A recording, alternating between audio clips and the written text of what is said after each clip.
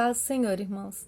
Saudades. Espero que muito em breve nós possamos nos encontrar pessoalmente, nos abraçar, né? Em nome de Jesus. E que essa semana que se inicia seja uma semana de uma grande manifestação do poder de Deus sobre a vida de cada um de nós, de uma grande manifestação da graça, da misericórdia do Senhor sobre nós, sobre as nossas casas, e que haja uma manifestação do Espírito Santo, revelando a nós aquilo que está no coração de Deus, na mente de Deus, para os nossos corações, para que nós possamos nos posicionar e sermos canais, instrumentos de Deus para esse momento que nós estamos vivendo, em nome de Jesus. Amém? E a palavra que o Senhor me deu está em Amós, no capítulo 4, a partir do verso 4, diz: Vinde a Betel e transgredi a Gilgal, e multiplicai as transgressões, e cada manhã trazei os vossos sacrifícios, e de 3 em 3 dias os vossos dízimos, e ofereceis sacrifícios de louvores do que é levedado, e apregoai ofertas voluntárias, e publicai-as, porque disso gostai, ó filhos de Israel, diz o Senhor Deus. Também vos deixei de dentes limpos em todas as vossas cidades, e com falta de pão em todos os vossos lugares, contudo não vos convertestes a mim, disse o Senhor. Além disso, retive de vós a chuva 3 meses, ainda antes da ceifa, fiz chover sobre uma cidade e sobre a outra não. Um campo teve chuva, mas o outro que ficou sem chuva se secou. Andaram 2 ou 3 cidades, indo a outra cidade para beberem água, mas não se saciaram. Contudo, não vos convertestes a mim, diz o Senhor. Feri-vos com o crestamento e a ferrugem, a multidão das vossas hortas e das vossas vinhas, das vossas figueiras e das vossas oliveiras, devorou-a o gafanhoto. Contudo, não vos convertestes a mim, diz o Senhor. Enviei a peste contra vós outros, à maneira do Egito. Os vossos jovens matei-os à espada, e os vossos cavalos deixei-os levar presos, e o mau cheiro dos vossos arraiais fiz subir aos vossos narizes. Contudo, não vos convertestes a mim, disse o Senhor. Subverti alguns dentre vós, como Deus subverteu a Sodoma e Gomorra, e vós fostes como um tição arrebatado da fogueira. Contudo, não vos convertestes a mim, diz o Senhor. Portanto, assim te farei, ó Israel, e porque isso te farei, prepara-te, ó Israel, para te encontrares com o Senhor teu Deus.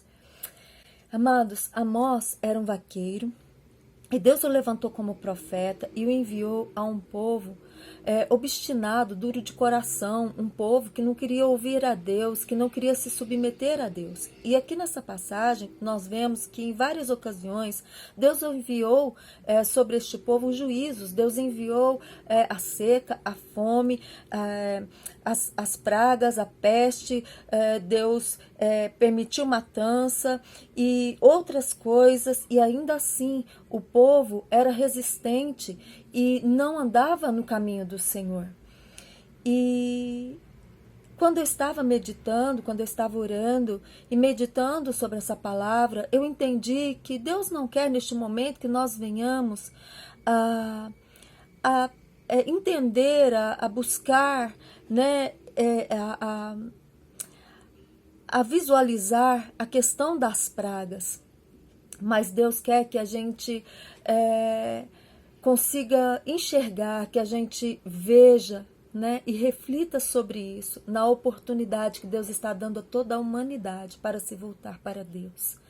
Deus está dando uma oportunidade para que todos os homens despertem e reconheçam a situação real em que vivem, em que estão.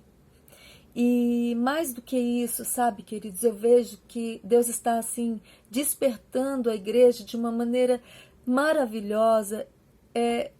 Estou há 30 anos no caminho do Senhor, mas eu não consigo pensar em um momento onde Deus despertou a igreja em toda a face da terra para buscar a face do Senhor e para se posicionar perseverando em prol de toda a humanidade.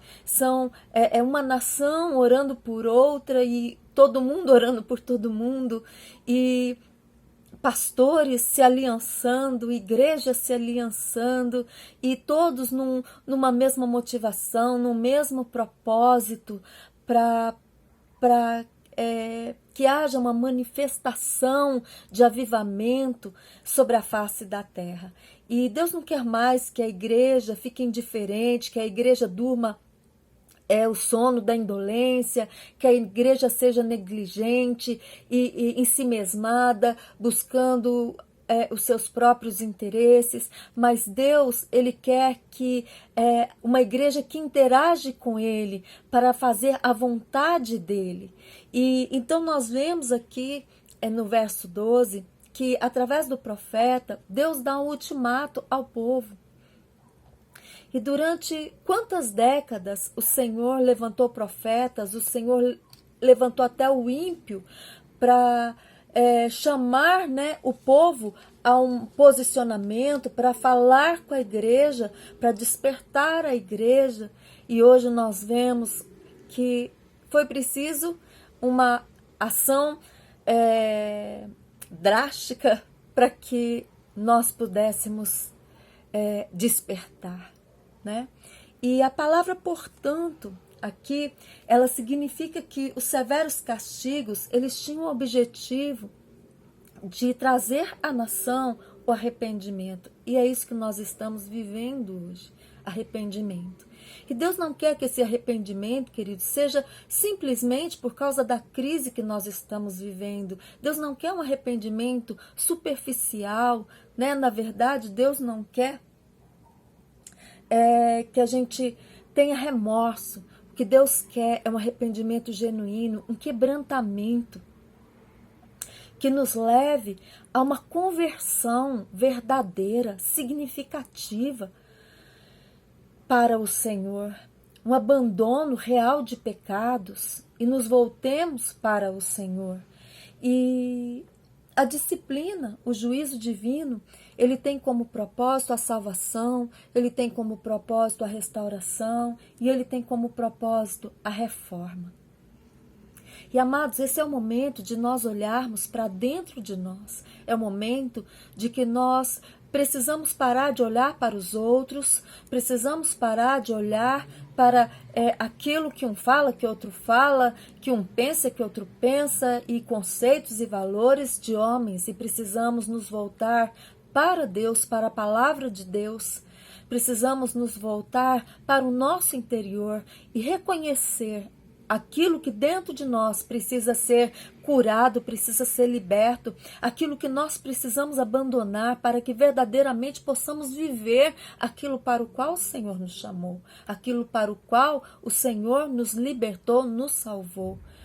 E esse é um tempo em que o Senhor está derrubando tudo aquilo que nós construímos sobre bases enganosas, e para que nós possamos passar a construir sobre bases da verdade, as bases da religiosidade, as bases do relativismo da palavra, as bases dos achismos, as bases dos conceitos e valores das filosofias humanas. Tudo isso, queridos, tem que cair por terra. E nós precisamos não somente pregar, mas viver o evangelho genuíno. Porque não vai ser do nosso jeito, amados, é do jeito do Senhor. E mais dia, menos dia, né? Nós vamos ter que nos apresentar diante de Deus. Seja através do arrebatamento, que eu acredito que está bem próximo, seja através da morte. São duas coisas que não estão no nosso controle. São duas coisas que nós não sabemos quando vai acontecer, mas que nós sabemos que vão acontecer. E lá em Tessalonicenses, 1 Tessalonicenses 5, no verso 1, Paulo fala: irmãos, relativamente aos tempos e às épocas, não há necessidade de que eu vos escreva, pois vós mesmos estáis inteirados com precisão de que o dia do Senhor vem como ladrão de noite. Quando andarem dizendo paz e segurança, eis que lhes sobrevirá repentina destruição, como vem as dores de parto que está para dar à luz, e de nenhum modo escaparão.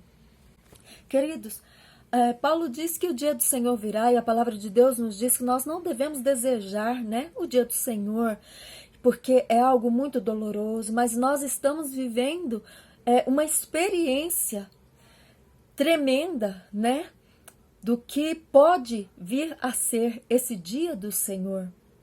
E isso nos pegou de surpresa. Todos nós estávamos acomodados, todos nós estávamos vivendo a nossa vida ensimesmados, vivendo as nossas vidas de maneira comum, e de repente sobreveio uma ação de Deus, para onde nós nos vemos enclausurados, cada um no seu cantinho, né?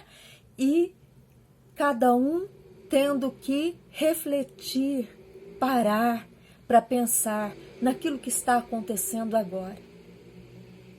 Queridos, isso é só uma amostra. E lá em 1 Coríntios 12, Paulo também fala, no capítulo 3, 1 Coríntios 3, verso 12. Contudo, se o que alguém edifica sobre o fundamento é ouro, prata, pedra preciosa, madeira, feno, palha, manifesta se tornará a obra de cada um, pois o dia demonstrará, porque está sendo revelada pelo fogo. E qual seja a obra de cada um, o próprio fogo o provará. Se permanecer a obra de alguém que sobre o fundamento edificou, esse receberá galardão. Se a obra de alguém se queimar, sofrerá ele dano, mas esse mesmo será salvo, todavia, como que através do fogo. Amados, nós entendemos que o fundamento é Cristo Jesus e ele já foi colocado, mas cabe a cada um de nós edificar as nossas vidas sobre este fundamento, sobre Jesus, que é o fundamento, e não do nosso jeito, mas do jeito de Deus, da forma de Deus e dentro das normas de Deus. Amados, tem coisas que nós precisamos rever agora. E principalmente eu entendo que nós fomos colocados para rever os nossos relacionamentos, né? Fechados dentro das nossas casas, tendo que lidar com os nossos entes queridos, com seus temperamentos o tempo todo, porque muitos não estão trabalhando, estão dentro de casa, então nós precisamos lidar uns com os outros, né? Todos os dias, durante 40 dias, e lidar com as situações que vêm de todos os lados, e olhar para dentro de nós. Precisamos fazer isso. Isso é um chamado de Deus, amados, para que nós, como igreja, como povo de Deus, olhemos para dentro de nós e vemos aquilo que nós estamos edificando. Como que nós estamos edificando a nossa vida? Como que nós estamos edificando a nossa casa? Como que nós estamos edificando os nossos relacionamentos? Cada área da nossa vida, como que está sendo edificada? Qual é a base que nós estamos colocando? Qual é o fundamento que nós estamos colocando? Será que nós ainda estamos embasando as áreas das nossas vidas de acordo com as normas do mundo, de acordo com os achismos, de acordo com a filosofia, de acordo debaixo de uma religiosidade? E Mateus, capítulo 22, Jesus falando ali a parábola das bodas, no verso 12, verso 11, entrando, porém, o rei para ver os que estavam à mesa, notou ali um homem que não trazia veste nupcial e perguntou-lhe: amigo, como entraste aqui sem veste nupcial? E ele emudeceu. Então ordenou o rei aos serventes: amarrai-o de pés e mãos e lançai-o para fora nas trevas. Ali haverá choro e ranger de dentes, porque muitos são chamados, mas poucos são escolhidos. Jesus aqui fala que havia pessoas que não estavam vestidas adequadamente, né? Na verdade, essa passagem está dizendo que muitos que estavam ali naquela festa não estavam preparados, e eles foram lançados para as trevas, onde havia choro e ranger de dentes. E a Bíblia fala, e aqui fala que muitos são chamados e poucos foram escolhidos. E o que nós entendemos, queridos, é que todos nós somos chamados para a boda do Cordeiro, mas quem está preparado? O que a Bíblia quer dizer é que poucos estão preparados. E nesse texto de Amós, ele chama a nossa atenção para duas coisas. Uma é preparo e a outra é encontro. E prepara-te, né? Eu entendo como uma expressão militar, onde nós devemos entender como um desafio para o campo de batalha, né? E o que nós estamos vivendo agora? Não é um campo de batalha? Nós não estamos travando uma grande batalha? E para todo propósito, queridos, há um preparo. E o propósito aqui para nós é o encontro. E esse preparo, ele diz respeito a nós, a nossa alma. Marcos 8,36, Jesus fala que aproveita o homem ganhar o mundo inteiro e perder a sua alma.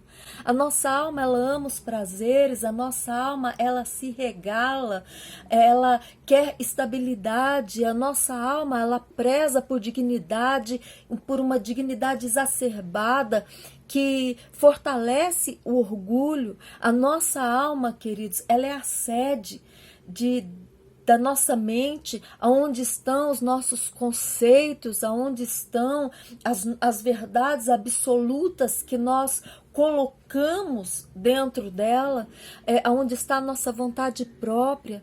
A nossa alma, amados, ela é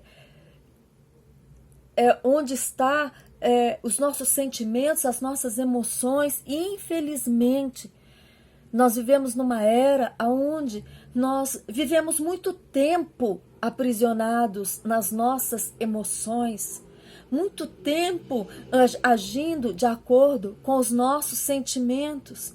E em Lucas 12, Jesus está contando a parábola do homem rico, aquele homem que produzia muito, e ele fala que ele vai destruir os seus celeiros, vai construir celeiros maiores para guardar aquilo que ele estava produzindo, e ele se regalava numa abundância, na sua avareza, e ele fala no seu coração, né, que ele vai fazer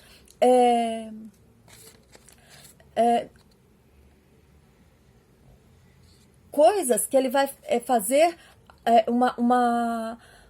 coisas muito maiores. Queridos, e quantos de nós não estamos da mesma maneira?